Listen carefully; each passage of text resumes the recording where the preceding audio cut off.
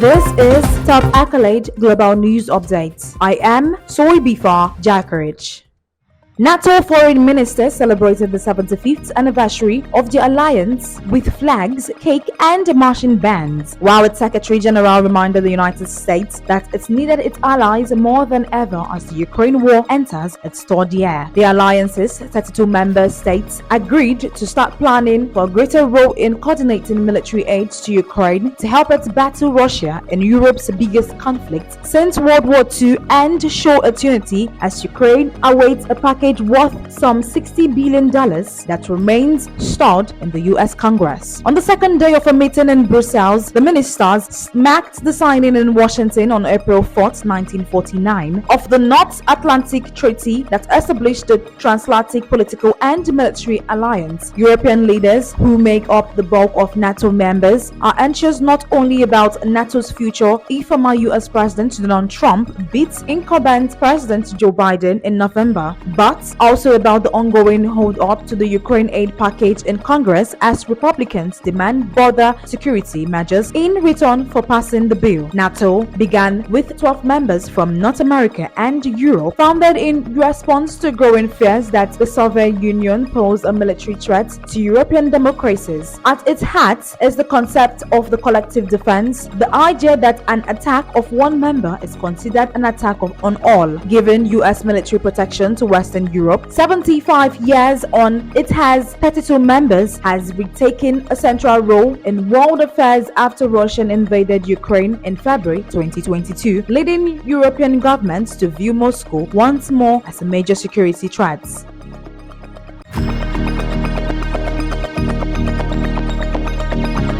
The Bank of Japan cut its economic assessment for most regions but signaled its confidence that wage hikes were broadening, leaving scope for another hike in the country's still low interest rates. In a quarterly report on regional economies, the central bank said there was hope that smaller firms would hike wages by the same amount on last year or more, after bumper pay hikes were offered to employees by their bigger counterparts. With strong wage hikes sustained for 2 straight years, companies are changing their behavior to cope with rising labor costs, such as boosting investment to streamline operations, the BOJ said. The Bank of Japan's regional report will be among factors the board will scrutinize in producing fresh quarterly growth and inflation forecasts at its next rate review on April 25th to 26th. The Bank of Japan ended 8 years of negative interest rates and other remnants of its unorthodox policy last month, making a historic shift away from its focus on reflating growth with decades of massive monetary stimulus. While the decision was driven partly by hefty wage hikes offered by big firms, the pace of further interest rate increases will likely be swayed by whether pay rises will spread to smaller firms in regional areas of Japan, analysts say. Japan's intensifying labor shortage was keeping firms under pressure to hike wages or prepare for an era where they need to keep raising pay to attract talent, said Takeshi Nakajima, the Bank of Japan's branch manager overseeing the Kansai Western Japan region. Japanese firms have agreed to raise wages by 5.24% this year. A third survey by labor umbrella Rengo showed roughly unchanged from the second survey that showed the biggest rise on the comparable data since 2013. UK judges call for government action, urging halts to arms sales to Israel amid ongoing tensions.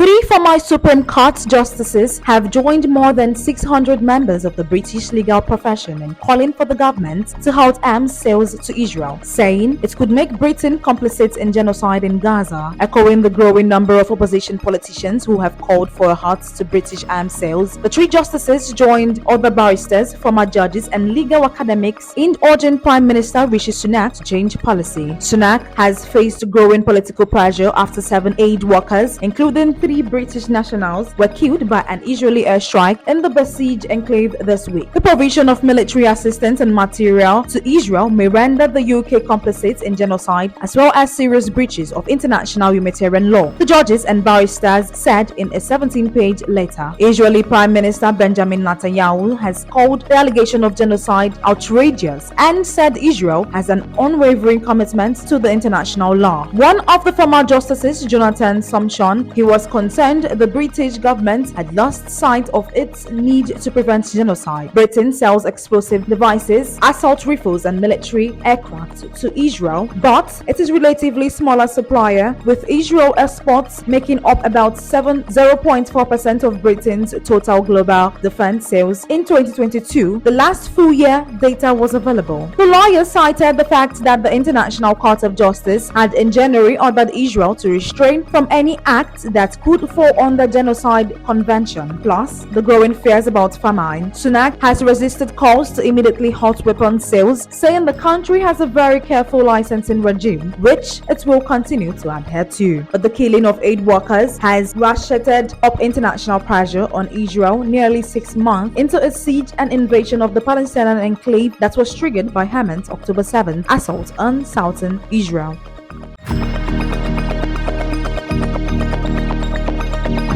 When engineers at Russian oil firm Lukoil discovered a turbine had broken at their largest refinery on January 4th, they quickly realized the problem was far from trivial. There was only one company that knew how to repair the gasoline producing unit at the Nossi refinery located on the Volga River, some 430 kilometers, that is 270 miles east of Moscow. The problem was that the company is American, according to 5 sources familiar with the incident. The firm, petroleum engineering multinational UOP, had withdrawn from Russia after the country invaded Ukraine in February 2022. For other sources, the unit, a catalytic cracker used to convert heavier hydrocarbons into gasoline, has been out of production since January, and it was not clear when it could be repaired due to a lack of expertise inside Russia. The KKI unit is one of only 2 catalytic crackers at the plant. As a result, the Nossi refinery, the 4th biggest in Russia, has cut gasoline production by 40%, according to 2 of the sources. Lukoil did not respond to requests for comment for the story. The Lukoil refinery is an example of wider problems in Russia's energy sector, where some oil firms are struggling in the face of Western sanctions to repair their refineries, built with the help of US and European engineering firms. According to at least 10 Russian industry sources, the United States and its allies have imposed sanctions on thousands of Russian targets since the invasion of Ukraine, and around 1,000 companies have announced their departure from the country. Russia's export-focused $2.2 trillion economy has proved more resilient to 2 years of the unprecedented sanctions than either Moscow or the West anticipated.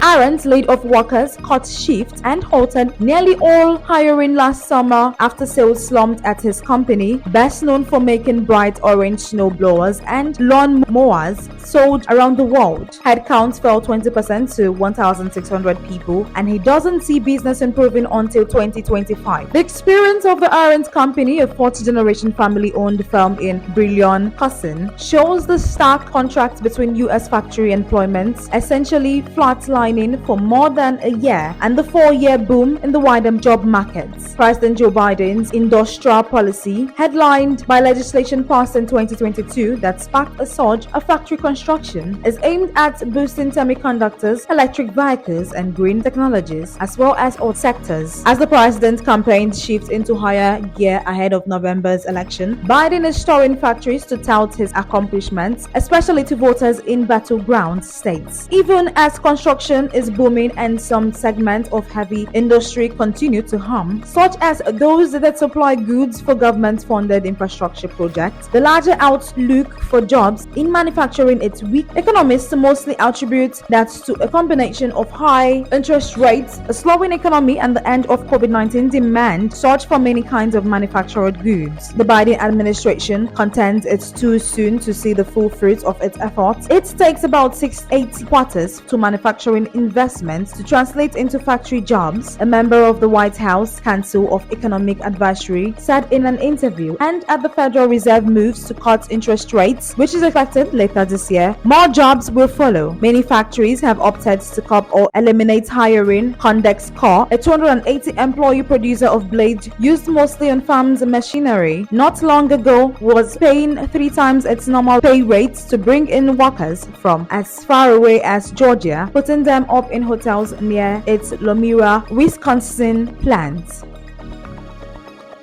That is the size of top accolade global news updates. You can follow us on our social media platforms as displayed on your screen.